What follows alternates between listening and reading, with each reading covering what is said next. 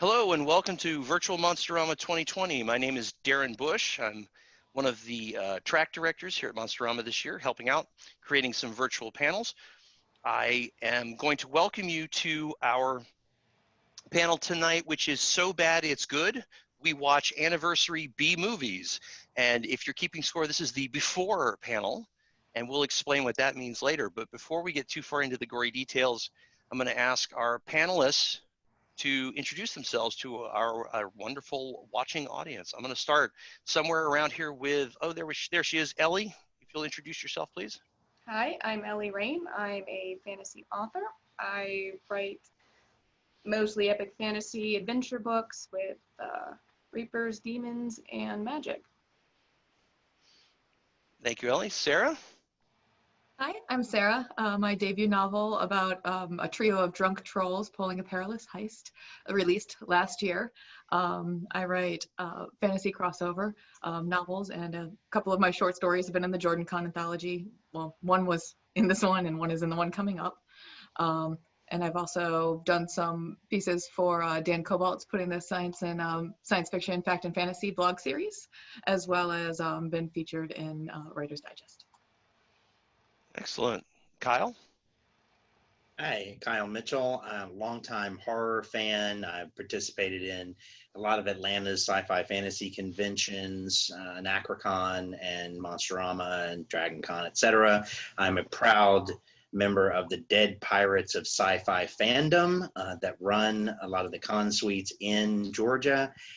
And when I was probably 7 years old, my dad let us go into Delta Video and start picking out horror movies that were R-rated and we shouldn't have been watching.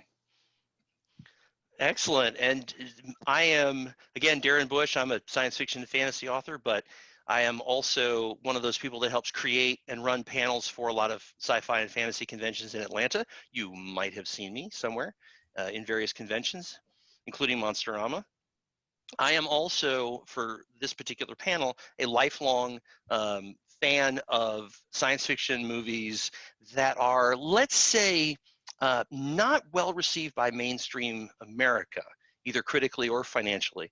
On the wall behind me, I have a few dozen movies that are, I would never ask my mother to watch because she would punish me greatly for forcing her to waste 90 minutes of time on some of this stuff. And that's really the point of the panel tonight is we are going to have, I'll present in just a second, a list of movies that all have anniversaries this year, 2020, that are important. And we're going to talk about these movies and their place in science fiction, monster, horror culture, and movie culture, and what it means to us nerds and geeks. And then we're going to do our darndest to watch them all before the second panel, which we will then talk about whether it was worth it or not. And I'm expecting some interesting commentary from my co-panelists that I've talked into this little side project when we come back for the second panel. So first of all, let's get the business out of the way. Let's talk about the list of movies that we're talking about here. So I'm just going to run through these. These are essentially youngest to oldest. This year is the 30th anniversary of the original Tremors. Gremlins 2 is 30 years old also. The wonderful David Arquette piece, Arachnophobia, is also 30. The sequel to the beloved Planet of the Apes, Beneath the Planet of the Apes, is 50 this year, which is amazing. The original Little Shop of Horrors, it's not the first one you're thinking of, it's the other one. The original Little Shop of Horrors is 60 years old this year, and The Brides of Dracula is 60 years old. So those are the 6 movies that we're going to attempt to talk about, and we're going to attempt to watch and see if we can find the value in these wonderful movies that are not in the mainstream. So let's start with, I'm gonna put Kyle on the spot here first, which is knowing the list of these 6 movies. Have you seen any of these? First of all, let's start with that. I'm going to put you on the spot. That's going to be the first question for everybody, right? Yes, I have seen all of these movies except for Brides of Dracula, which has been on my list for years, and I've never pulled the trigger. And actually, earlier this year, like when COVID hit, I saw some post of like horror movies you need to see before you die, and Brides of Dracula was on it. And still in this quarantine, quarantine, I still haven't been able to. So thank you very much. This will give me an opportunity to watch that. Excellent. All the other ones. So you've seen 5 of the 6, is what you're saying. All right. Well, then I should not have asked you first, because now somebody's got to follow that. Sarah, it's your turn. How many of these 6 were you familiar with before we brought this up? I have seen 2, both when I was a child. So Okay. my perception is a little skewed. And then, of course, I saw the more modern, still not very modern, Little Shop of Horrors. And when you brought this panel up, I couldn't sleep at night because I kept singing the song. But I'm really excited to tackle that one. So. Okay. So which 2 have you seen? I've seen Tremors and I've seen Arachnophobia. Okay, excellent. All right, good. Ellie, your turn. I've never seen or heard of Tremors, so that's a new one for me. I've listened to an audio drama of Bride of Dracula, so I know the story, but I've never actually seen it on the screen. So that's going to be pretty interesting to see how they, do that. Let's see. I have no idea if I have seen Gremlins 2. I don't know if I've seen the second one. I know I've seen the first one when I was a kid. I have no idea if I've seen the second one, so I guess I'll find out when I watch it, and maybe I'll go, I remember this part. I don't know.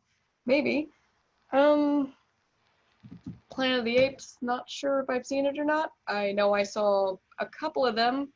I don't know which ones they were, so we'll see. Little Shop of Horror, I honestly didn't know the musical was not the original one. So, I only know the musical. Okay. Arachnophobia is the movie that made me arachnophobic as a kid. We will definitely come back to that story later.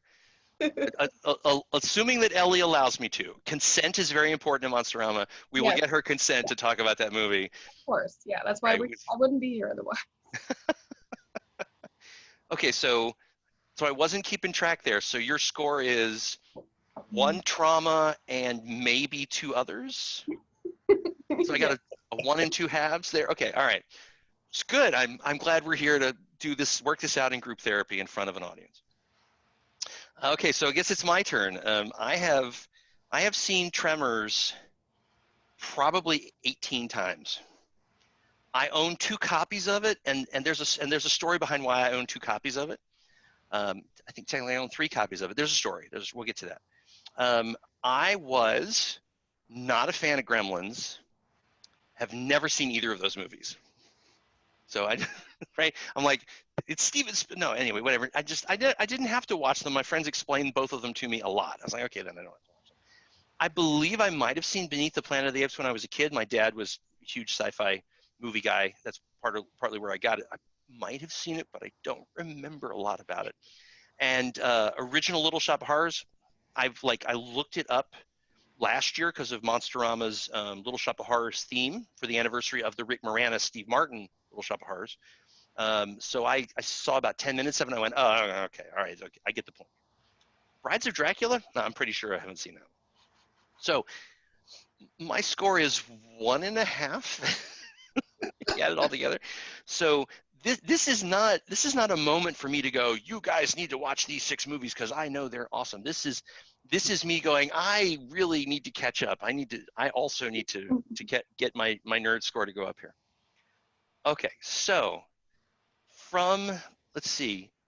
So the next thing I want to do is ask you guys, do any of these movies, and I have one in mind for myself, which we'll come back to, but do any of these movies jump out at you as being, whether you've seen them or not, do you know for a fact, or have you heard that any of these movies are really actually great at what they do, or they're amazing, or they're fun, or that they're worth checking out? Sarah, go ahead. Yeah. I'm really excited about Gremlins too, because I loved the original Gremlins. But I mean, of course, I mean, it's basically Gizmo is Baby Yoda for my generation. I mean, so I loved the original, but I never got around to seeing the second one. And then I saw some reviews. I did not do homework, I swear, but I saw some reviews that talked about how the humor element was really amped up for the second one, and that is totally my shtick. So I'm really excited to watch that one. Excellent. Okay, so we know one that Ellie doesn't recommend. Kyle, what about your list? Any on here that you're like, yeah? Well, actually, I remember when Arachnophobia came out, and it was a pretty, I don't want to say overproduced movie or like over advertised, hyped, and etc. But I remember at the time that Arachnophobia came out that there hadn't really been a movie exactly like it that had the kind of production value and directing and sense of humor about something kind of that simple. I guess Anaconda was Anaconda after Arachnophobia, or was that before? I don't remember the timeline for these things. But I don't think I thought it was. Seen Arachnophobia since I saw it in the theater, or maybe at one point we had it on VHS or something like that, maybe, and watched it. So I'm interested to go back and see it, because I remember flashes of it, and I remember it being high production value for the time. Mm-hmm.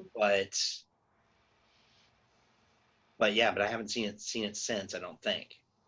I'm excited to watch that again. Yeah. And what I said earlier, and I said I had my choice, is Tremors. I think Tremors is highly underrated as a I don't think it's an A movie. I think it's a B movie, but I think it's one of the best B movies ever. So, like, what should we expect with Tremors? Because like I said, I've never even heard of it. Is it kind of like Volcano and Twister and those sorts of, you know? We'll get into. I will answer that. I promise. Ellie, did you have one on this list that you thought was that you'd heard that it's really amazing and people will like it if they watch it? Anything like that on this list? I've really only heard that about Brides of Dracula. Brides of Dracula. Okay. Yeah, but I've not actually seen the movie. But I've heard people liked it because it was a classic. So I guess. Yeah, I've definitely heard that Brides of Dracula is a classic, and I'm hoping that we can track this down. I'm hoping that I'll get to see it before the next time we do the panel, but if not, soon after. So let me also say a little bit of panel business here. Is one of the things we're going to try and do is we're going to try and help each other find these things on streaming services. That is actually part of this discussion. So somewhere in the middle, we're going to get a little technical here, just in case anybody wants to play along with us. It's Monsterama panel, the home game is what we'll call it. So okay, I got upstaged by the cat again. I love virtual paneling. All right, so let's do this. You guys want to start? You want to start from the youngest movies or start from the oldest movies? I'm cool either way. We have 4 indecisive panelists and a cat. All right. The cat has an opinion. Cat wants to Arachnophobia, clearly. Now, Ellie, I asked your cat several times to send me her web links and her channel promotional material. Haven't gotten it yet. I haven't heard from the cat. My understanding is cats know how to use keyboards, so he's so busy taking naps all day. I'm disappointed. Yeah, right. So okay, so that terrible line of humor has decided we're going to start with Brides of Dracula. This is Monsterama after all. We got to give Dracula and his harem. Is that the right word? We got to give the nest its due here. Brides of Dracula is 60 years old this year. I am sadly unfamiliar with the film itself and all of its details, but I'm really looking forward to it because I have a special place in my heart for Dracula. The book, the original novel, is just fabulous. Stoker has built a universe that is so incredibly interesting and entertaining, and I'm looking forward to what this movie does with that universe. One other thing I want to mention very quickly is that one of the reasons why I like Dracula so much is this isn't really relevant to the movie. It's kind of relevant to the greater fandom. Is there was a series of books. There were graphic novel interpretations of classics like Tom Sawyer and Frankenstein and Dracula and I cannot find that book in my library. I don't know what happened to it. I forget the name of the series, but it literally was a way to trick kids into being exposed to the classics by making them think it was a comic book. Right? So there's in my mind a drawing of Jonathan Harker hanging onto the side of Dracula's castle in a comic book panel. And later on in the comic book, he runs into these three women that are really strange and doesn't really know what to make of them. And they're not on screen for very long, but they left an impression on a child reading this book. And I'll leave you guys with that. So I'm gonna pick on Kyle next here because of his T-shirt. But the what's your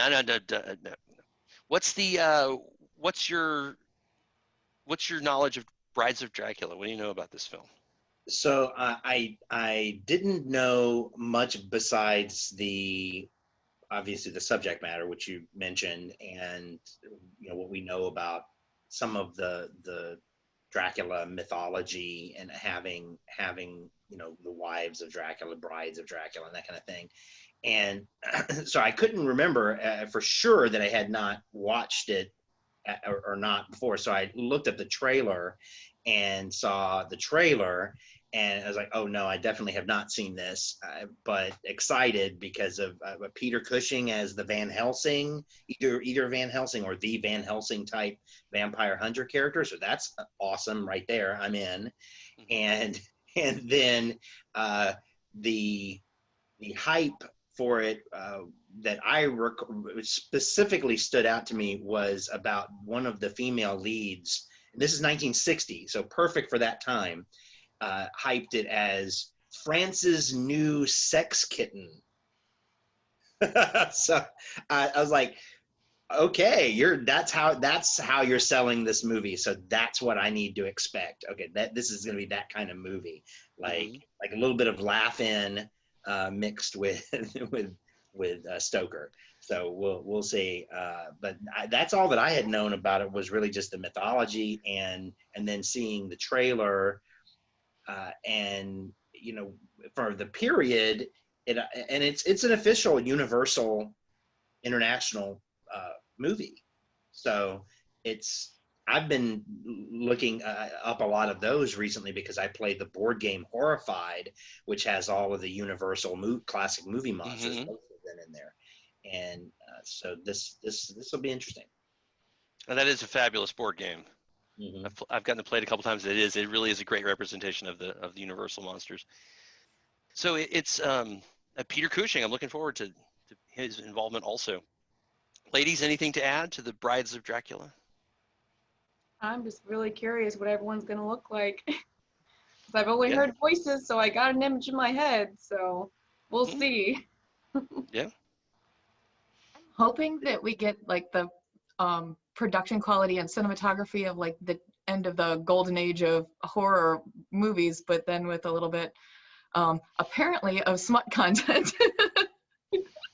That's what my expectation level is at this point. So we'll have to have a glass of wine as we watch these. Yeah, I was gonna say. Yeah. Like, are the brides all wearing, what is it, go-go boots? Is that what they were? The patent leather shiny boots that come all the way up to like mid-thigh, and they're just there going do bite. It's just. The sex kitten thing, I think, has set the wrong expectation for me as a viewer. Excellent. Okay, so what I want to do then is move on to, unless anybody has anything else. Okay, good. Let's talk about Little Shop of Horrors from 60 years ago. I think it was Kyle that reminded me this was whose first appearance in a film was it? Jack Nicholson, I think, was his very first movie. Yeah, I'm gonna have to double check that. I think you're right, but in between panels, I'm definitely gonna try and verify that. The Rick Moranis, Steve Martin, Little Shop of Horrors is definitely an adaptation of the. It was a Hammer film, wasn't it? The Hammer film, Little Shop of Horrors. No, oh no, wait, it wasn't Hammer. It was Corman. Sorry, it was Roger Corman. So the fact that it's an alien plant that eats flesh, spoilers. Yeah, Roger Corman and that go together hand in hand. So when I went into this, like I said earlier, I saw like 10, 15 minutes of it just to kind of get the idea. And I was like, wow, this is a little different. And so yeah, it is a wacky film that Frank Oz came along years later and made even wackier in his own wonderful Muppet kind of crazy way. Do what? That's the one I know. Yeah. So I don't think there's any music in the first one. Like even when there should be music, I don't think there's any music in the first one. We will see. So Ellie, were you? What did you say about the when I mentioned Little Shop of Horrors? You made a comment. What was the comment? I did not know that the musical was not the original. So this is gonna be really weird not hearing anything being sung. Yeah. Sarah, what about you? Were you aware of this version or I this wasn't. original version? No, I was not either. No. Okay. I mean, I guess as far as expectation level goes, I don't really have a whole lot there other than I'm guessing it's probably a little less, you know, cult-tacular. Is that a word? No, it is. I think it's differently cult. Okay. It is a movie where I can see it having a cult following. I'm sure it does have a cult following. I'm not aware of it. I think it's unfortunate that this movie gets overshadowed by how funny it is watching Steve Martin torture someone in the dentist chair, and all the singing and dancing and everything. And So I should not be expecting Police Academy at all humor with him.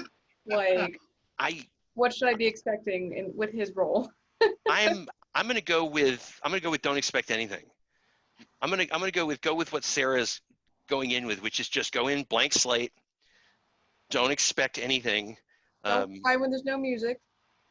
It's not a musical. It's not a musical. And I think Jack Nicholson a very, very young Jack Nicholson plays the guy who who wants the gas and wants the dental work done or that kind of thing, if I'm remembering right. Like, so I don't remember if he's kind of like the Renfield. I kind of feel like he's kind of like the Renfield of the Little Shop or something. I vaguely remember, but what I'm excited about, so these are both 60 years old, right? Mm-hmm. Okay, so which means there's been a musical, which I will say raised the bar and superseded its original source material with Little Shop of Horrors, which begs for a Brides of Dracula musical. Musical, you're right. Where is that? We need it now. Yeah. And I just if we can get the guys who did the design for Austin Powers to do the sex kitten vibe for Brides of Dracula, and just I want to go like this every time I think about the Quincy Jones, music in the background. Music in the background of Brides of Dracula. I mean, wasn't there already a parody done by Mel Brooks about it? Something about Young Frankenstein? No. It's like, oh, it's good to be dead or something. I forgot the name of it.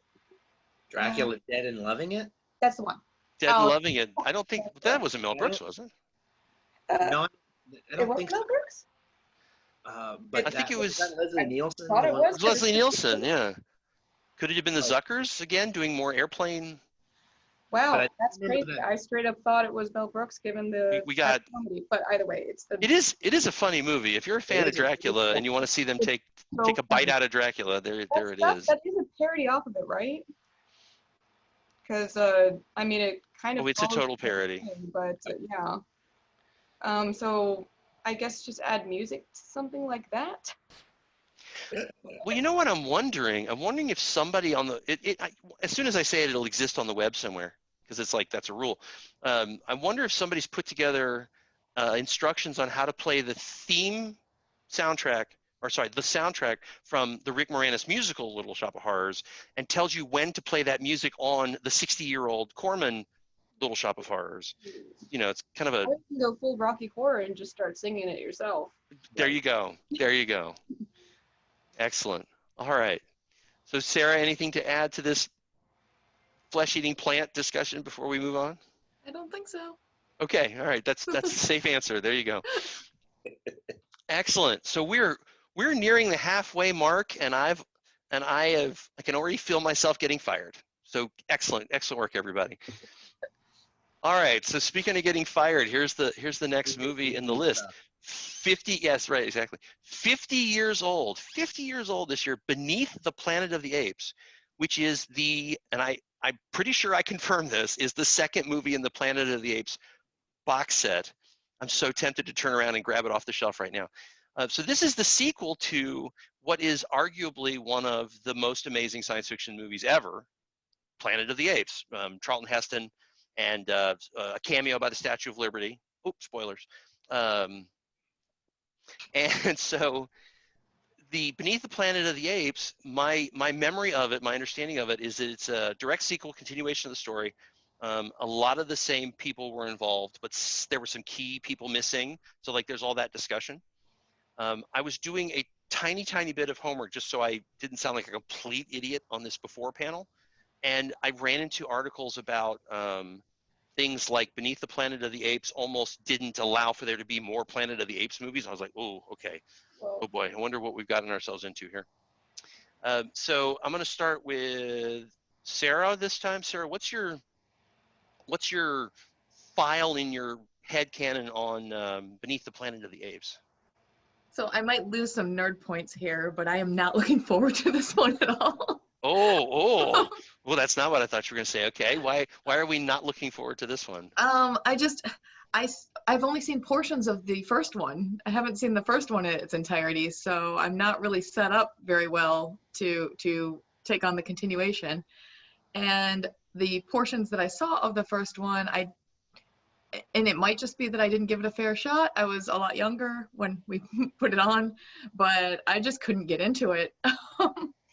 So yeah, this will be interesting.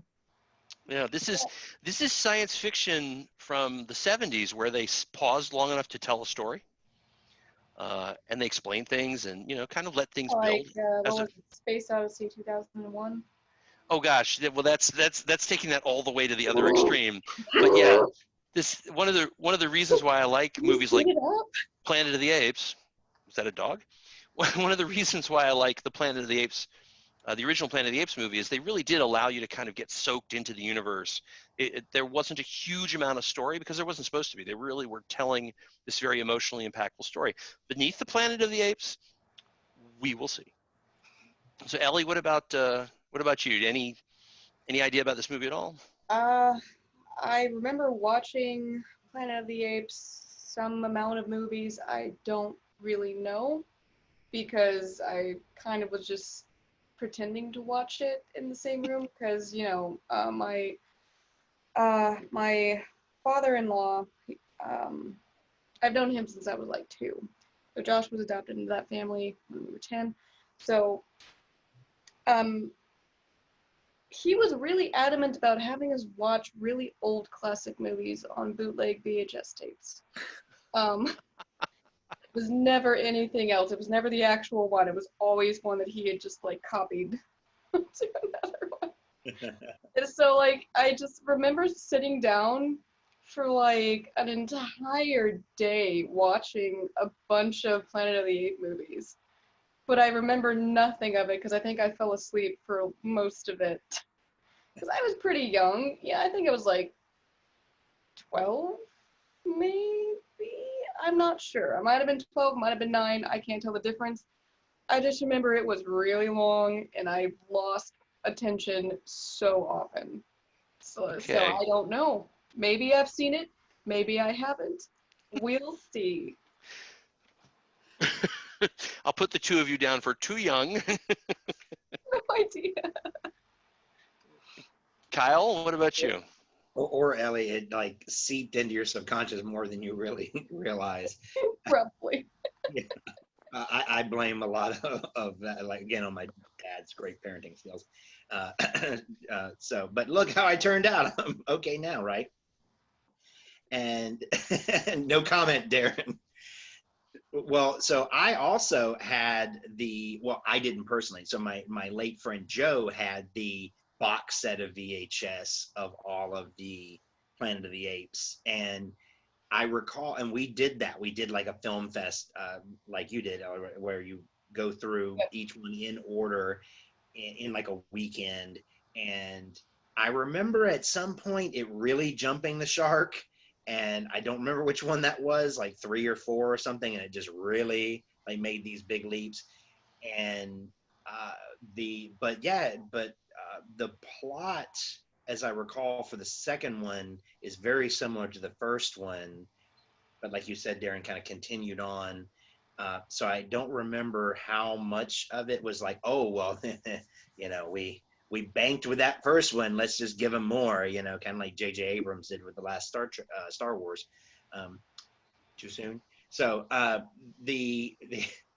but that's what I remember is I remember the second one after the first one, which is brilliant and surprising, and of course great with lots of cultural, societal, social discussion and that kind of commentary, social commentary, and so forth in class systems and all that kind of stuff. But I think that the author of the novels was also still involved with this second one, so I don't know if it can be too bad. But I don't remember a lot of real details besides that, so I'm looking forward to seeing how well it kind of carried on, or if it was one of those just like Hollywood sequels that like, okay, well, why did you make a sequel? Because the first one makes so much money, And I have to say, for my part, I love the whole Planet of the Apes. Again, the whole universe is so amazing to me. I love it. And anytime somebody says you want to be on a Planet of the Apes panel for the novel, absolutely. I will fight for that panel, because I think it's one of the best endings of a science fiction novel ever. It's one of the best last few pages of almost any book I've ever read. So that in and of itself makes me go, yes, Planet of the Apes is I'm soaking in it. It's in my soul. I'm okay with that. We will see. We will see what happens here. Okay, excellent. So we're definitely past the halfway point now. Let's see if we can get all these young child movies, these 30-year-old movies out of the way. Does anybody, between the 3 that we have left, Tremors, Gremlins 2, Arachnophobia, anybody got one they really are wanting to talk about? Anybody want to volunteer to go first on this one? I mean, I can tell you about the story of how I became arachnophobic. I would, yes. I really want you to tell this story. Back to my current now father-in-law. So when I was 5, he decided he was going to start, letting us watch his bootleg VHS tapes. And so he's like, oh, I got a great one you're going to watch. You're going to love it. It's Arachnophobia. Pops it in. Little spiders. Teeny tiny spiders. Because you didn't kill it, everyone died. You had your chance and you didn't take it. Why didn't you take the chance? It was right there. It was right there. You did this. You killed everyone. Oh, God, dude. I couldn't sleep for like months, dude. I was constantly just like, I gotta make sure there's no spiders. Nothing. I don't know if it hitchhiked on someone else's backpack coming out of the jungle. Can't do it. God, dude. Oh, it was awful. Never, like, I basically now, ever since I've always had this rule, the royal decree for if you are trespassing in the castle of wherever Ellie is, and you have more than 6 legs, if you have too many legs, then the penalty is death. That's the ultimate rule ever since that movie. I will not take any chances. If you're outside, fine. You're inside, no. My territory. That's it. Yeah. I think actually that's pretty much Roger Ebert's review of the film from his yeah. Okay, so note to self: scratch off giant spider from my Halloween costume party idea for Ellie's next They're Halloween not party. giant. They're pretty small when you think about it. I think was it 8-legged freaks that was the big giant ones? Yeah. Yeah. Those were weird too, but still. Oh yeah, so I guess part of my answer about Arachnophobia is I think I got that movie, the visuals of that movie mixed up with Arachnophobia, What's the, well, okay, so it'll be interesting to see just how big those spiders get, because I remember Yeah.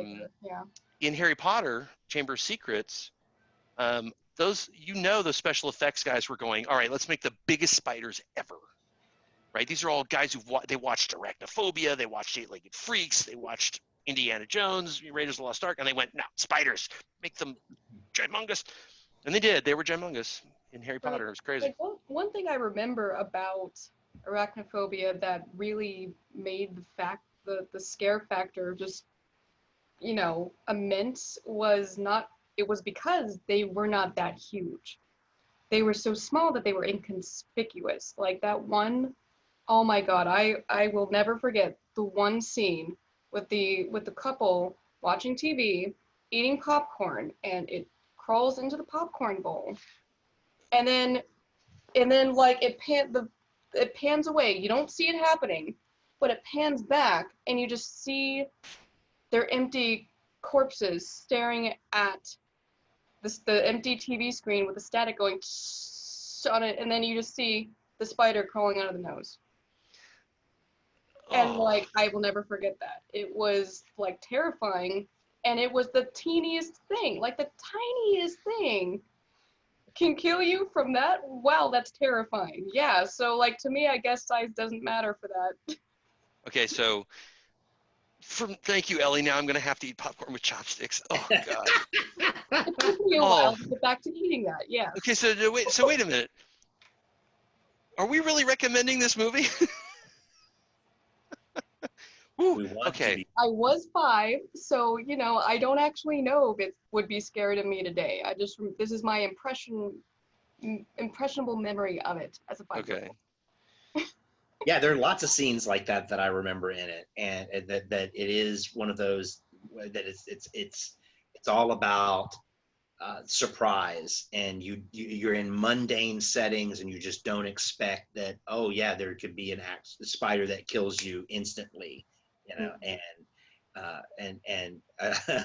makes me think of that Reddit question. Would you rather battle a horse-sized duck, or would you rather battle 100 duck-sized horses? Yeah, that's what I was thinking of too. Well, a horse-sized duck, absolutely. Yeah. And so horse-sized duck, yeah. If it's a big horse-sized duck, it's super huge, right? So you can see your enemy right there. But Arachnophobia is like a bunch of little duck-sized horses that you don't know. What do you do with 100 spiders right there? You try and fight one, and there's still 99. Sarah, do you want to follow that? Arachnophobia definitely creeped me out, but I'm definitely I'm a little bit older than Ellie, I believe, and probably by a few years there. I don't actually know how old you are. I am 38. So I was 8 when it released. So I saw it at a little bit later stage, probably, but still as a kid, and it freaked me the hell out too. But all I really remember from it is a scene where they're coming out of the air vent. Like there's a vent in a wall, and they think that they've like, and then they start like filtering out. Kieran's looking at his vent. I'm hoping that's the right movie. How did I say it out loud? But I remember that scene, so maybe. I did not develop arachnophobia from this, and I cannot condone arachnocide in any way. But it freaked me out too. My domain, my rules.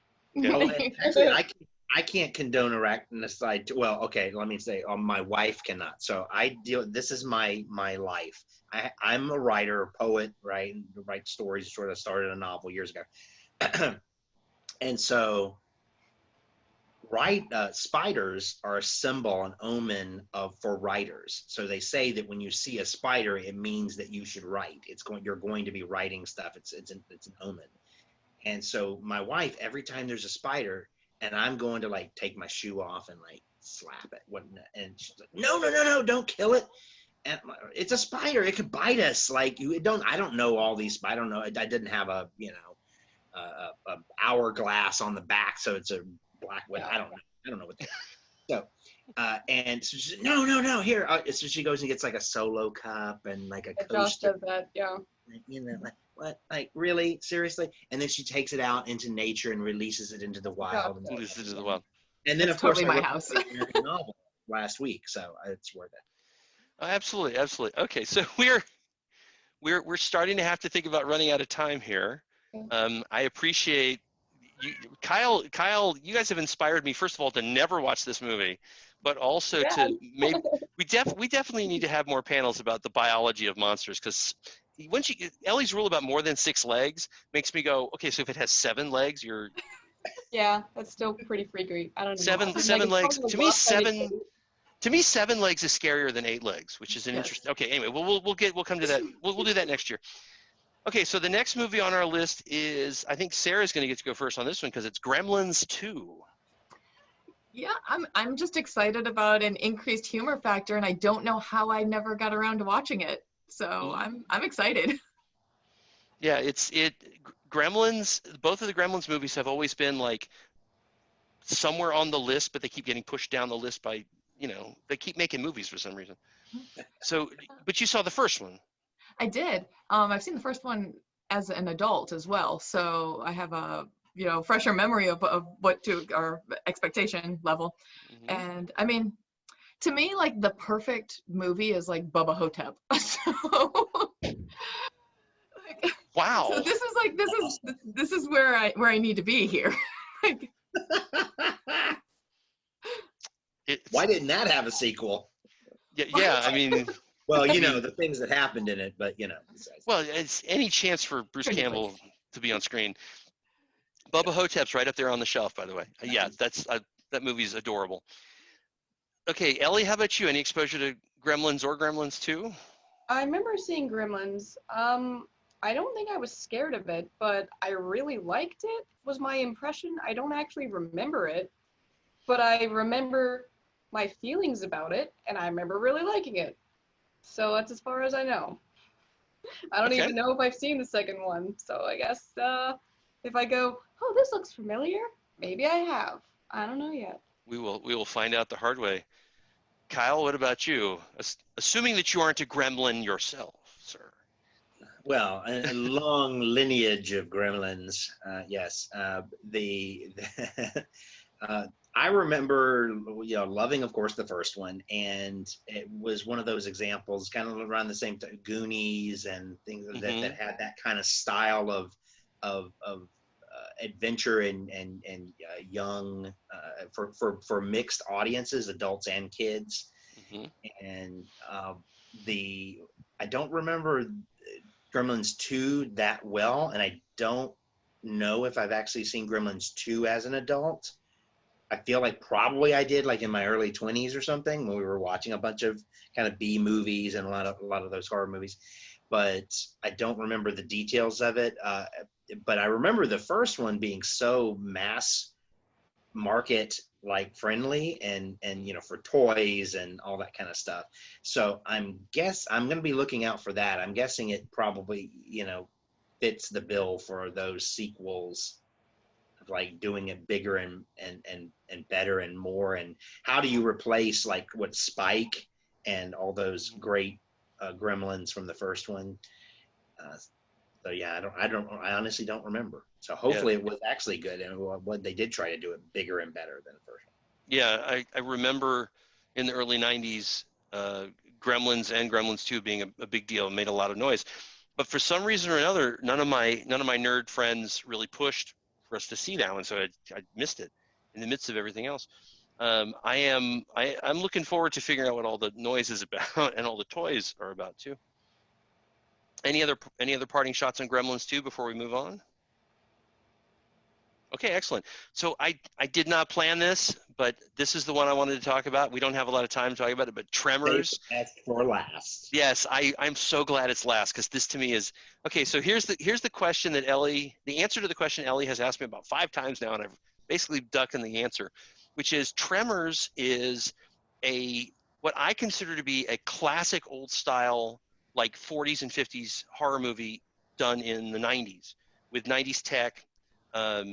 and it is very much that whole cabin in the woods, except it's not actually a cabin in the woods. It's a convenience store in the middle of the desert, trapped in a canyon. And the monsters are pretty goofy and weird, and they're called, I don't know if this is brilliant or idiotic, but eventually they name them graboids. Like that's so bad it's brilliant. You know, it's one of those things that they're called graboids. And the idea is that they're these gigantic worms that travel around right under the ground somehow.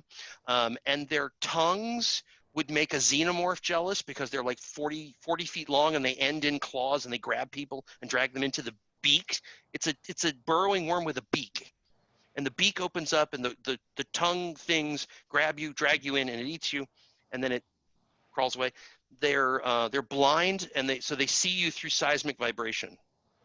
Oh. Yeah, they right. Yeah, the original ears, they feel you shaking the ground. So somebody will be walking on the ground, and then suddenly, big pile of sand and stuff, and they're gone. And there's like they're just disappear. And so one of the reasons why I love this movie so much is they do the old 50s kind of editing trick, right? Like original Twilight Zone and all these 50s horror movies, where they'll show the person, and then they'll show the monster, and then they'll show that the person is no longer there. And Tremors does that, like, I think it's like 3 times before you actually see anything that has any special effects or anything in it. The other thing I really love about this movie, and I know I'm running out of time, I'll wrap this up. It's Kevin Bacon and Fred Ward as the loser underachievers who have never had anything really interesting happen in their lives, and then suddenly they're the center of this monster attack, and they like become heroic and save the day. And special call out for Reba McEntire with a .50 caliber rifle. Yes. Reba McEntire plays like the convenience store owner, right? Wife. The wife of the what's his name? Michael Gross. Gross. The dad from Family Ties. Yes. Dad from Family Ties plays the gun nut with the bunker, with the elephant gun and the .50 caliber rifle and the dynamite. Brilliant, just brilliant. Yeah. I agree. And fantastic. So I love this movie. I can't say enough about it. The other thing I wanted to tell you guys is because there are 6 Tremors movies and there's a 7th one on the way, they keep re-releasing them in box sets. And so, as I said before, my wife and I are avid collectors of science fiction movies. And so every once in a while, she'll come from Goodwill or one of the other various thrift stores with Tremors. And she'll go, look, I found this box set of Tremors. And for some strange reason, it's a curse. Every one of those Tremors box sets is missing discs or has the wrong discs in it. What? It's the weirdest coincidence. So I have 3 copies of Tremors, but I really don't. It's sort of like I need to just toss the whole thing out and start. Okay, so like the graboid came and got the graboid, yeah. Rawr. So Ellie, do you remember this movie at all? Now that I've never seen it. Totally missed. Never. Okay. Never heard of it. Never seen it. I'm hoping you'll get to see it very soon. Sarah, what about you? Do you have any memory of this film? All I remember, I was probably about 11 or 12 when I saw it, and all I remember was terrifying sandworms. So, yeah. But then when I've seen and heard people talk about it since, and I realized there's this, campy vibe to it that I totally missed at that stage of life. Mm-hmm. So I'm excited to be surprised. Excellent. Kyle, what about you? Yeah, it is really a fun ride, and another one of those, kind of like I was saying with an Arachnophobia, it was kind of a new class of films, that was bridging the 80s kind of style and humor and plot direction, and then with leading in. Yeah, it's just so much fun with the hamming it up, and I don't know spoilers for those that haven't seen it. So yeah, it's a lot of fun with how it progresses, kind of like you were saying, with some more things which I won't share. Oh yeah, yeah. How it progresses the plot, and so it really unfolds well, and it's a very satisfying kind of monster movie in that way, that you do build some of the mystery of what is this, and then once you have that, how do we now deal with it? Kind of like the old classic Universal monster movies. Yeah. Yeah, we'll talk about this in the after some of you have gotten a chance to see it for the first or second time. But there's some really interesting sciencey stuff that goes on in this movie, which is subsumed by how bizarre it is, by how crazy it is. Okay, anyway, excellent. Any other parting shots on the 30th anniversary of Tremors? All right, good. So we are definitely filling up the hour. My goodness, I'm looking at the clock going, all right, we got a couple of business things we got to deal with so we can get out of here. First of all, I wanted us to spend a few minutes discussing where we might find these movies, and I think we have spent that time having fun talking about the movies themselves. I will say that it is feasible.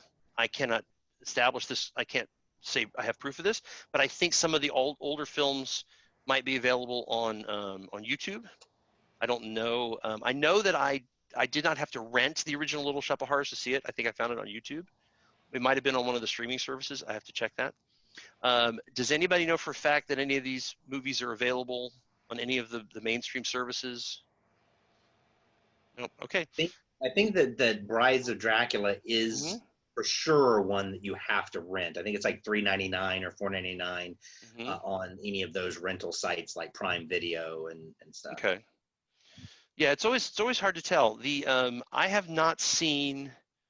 I don't think I've seen the Gremlins movies come up on any of the major services. To be honest, I'm not sure who owns that stuff currently. I'm pretty sure you can find Tremors. I'm not sure about Beneath the Planet of the Apes. So what we're going to do is we're really not going to have time to dig any deeper on this. I apologize, we weren't able to get to that more. What? Goodwill. If this gets people to go to Goodwill and buy, yeah. I have Jerry Maguire. So I have 2 of these movies on the shelf behind me. So I'll get those 2 rewatched at least. We'll see what happens with the rest. All right, guys, so let's do this. Let's go ahead and get started wrapping up. So just to let everybody know, in case you didn't start at the beginning of this recorded panel, we're going to attempt to watch in the next less than a week, Tremors, Gremlins 2, Arachnophobia, Beneath the Planet of the Apes, Little Shop of Horrors, the Corman version, the original, and Brides of Dracula. And we will be back. You know, if you're watching this after Monsterama, we'll be back in a few minutes if you'll hit play on the other video. But for right now, in real time, I'm looking forward to this weekend being just full of wonderful B movies from monster horror and science fiction. Okay, guys, so let's pay the bills here. Let's start with Sarah. Sarah, where can people find you on the interwebs? At sarahjsover.com or pretty much on any platform with the handle Sarah J. Sover. Excellent. And Kyle, what about you? You can find me on most of the social media platforms at Poet Kyle. Excellent. Ellie, how about you? You can find me at ellierain.com or necroscene.com. Excellent. And again, even though it doesn't say it on the screen, I'm Darren Bush. You can find my authors page, my Kindle authors page on Amazon.com. And I want to say real quick before we go, please do not forget that Virtual Monsterama 2020 is benefiting the MPTF, the Motion Picture and Television Fund, which provides temporary financial assistance for needs created or complicated by the COVID-19 pandemic. To learn more and to donate, please go to mptf.com. And I'm pretty sure some of those people help make some of these films that we're talking about tonight. So, okay, guys, thank you so much. We're going to wave goodbye to the wonderful audience at Monsterama. Bye-bye, everybody. We'll see you soon. This has been a presentation of Tables of Content. What kind of stupid name is that?